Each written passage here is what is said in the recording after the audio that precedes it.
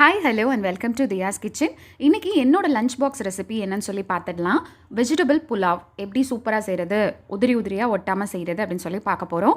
ஒரு குக்கரில் 3 table spoon அளவுக்கு ஆயில் சேர்த்துக்கிட்டேன். 1 டேபிள் ஸ்பூன் அளவுக்கு நெய்.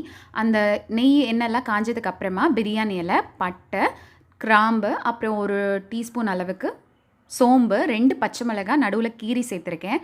1 டேபிள் ஸ்பூன் அளவுக்கு இஞ்சி பூண்டு விழுது சேர்த்துக்கிறேன். இது எல்லாத்தையும் நல்லா வதக்கிக்கலாம். இஞ்சி பூண்டு ஸ்மெல்லோடு போனதுக்கு அப்புறமா ஒரு பெரிய வெங்காயம் வந்து சின்னதாக வெட்டி சேர்த்துக்கிறேன். நீல வாக்கில் நறுக்கி செய்கிறேங்க, அப்போ தான் நல்லாயிருக்கும். வெங்காயம் நல்லா வதங்கினதுக்கு அப்புறமா கேரட்டையும் பீன்ஸையும் சேர்த்துக்கிறேன். நல்லா இதை வந்து ஒரு டைம் சாட்டே பண்ணி எடுத்துக்கோங்க. இது லைட்டாக வெந்திருக்கும் இல்லையா, ஒரு 5% வந்து குக் ஆனதுக்கு அப்புறமா வந்து மஷ்ரூம் சேர்க்க போகிறேன். அதோட வந்து உப்பு சேர்த்துக்கிறேன். இது எல்லாத்தையும் நல்லா கலந்து விட்டுறலாம். மஷ்ரூம்ஸ்லேருந்து வந்து நல்லா தண்ணி விடும், அதனால தான் வந்து உப்பு முதவே நம்ம சேர்த்துடணும். இப்போது ஒரு 2-3 நிமிஷம் நல்லா குக் ஆகட்டும். அதுக்கப்புறமா 2 டம்ளர் வந்து தண்ணி சேர்த்துக்கிறேன். நான் 1 கப் அளவுக்கு அரிசி எடுத்து நல்லா கழுவி ஊற வச்சுருக்கேன். 10 நிமிஷம் அரிசி வந்து ஊறிடுச்சு. இந்த தண்ணியெல்லாம் நல்லா கொதிச்சதுக்கு அப்புறமா அரிசி சேர்த்துக்கிறேன்.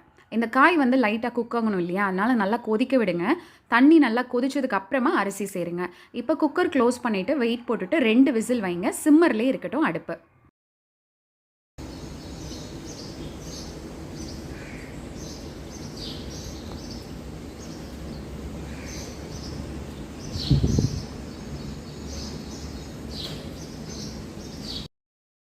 இப்போ ஒரு அடுப்பில் வந்து மார்னிங் பிரேக்ஃபாஸ்ட் இட்லி வந்து வெந்துட்டுருக்கு. இன்னொரு அடுப்பில் தான் குக்கர் வச்சுருந்தேன். ப்ரெஷர் நல்லா ரிலீஸ் ஆகிடுச்சு.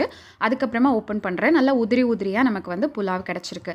யூஸ்வலாகவே நான் இந்த பிரியாணி இலை, பட்டை, கிராம்பு, பச்சை மிளகாய் இதெல்லாம் வந்து எடுத்துருவேன். ஃபர்ஸ்ட்டே எடுத்துருவேன். அப்போ தான் வந்து மதியம் வந்து நல்லாயிருக்கும் சாப்பிட்றதுக்கு. குழந்தைங்களுக்கும் ஈஸியாக வந்து நம்ம கொடுக்கலாம். அதனால் இப்போது சாதம் ரெடி ஆகிடுச்சு. சைட் டிஷ் வந்து பன்னீர் வந்து செமி ட்ரை கிரேவியாக வச்சுருக்கேன். ஸோ இது 2 காம்பினேஷன் அல்டிமேட்டாக இருக்கும்.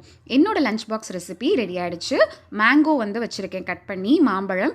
உங்களோட லஞ்ச் என்ன அப்படின்றத வந்து கமெண்ட் பண்ணுங்கள். Thank you so much.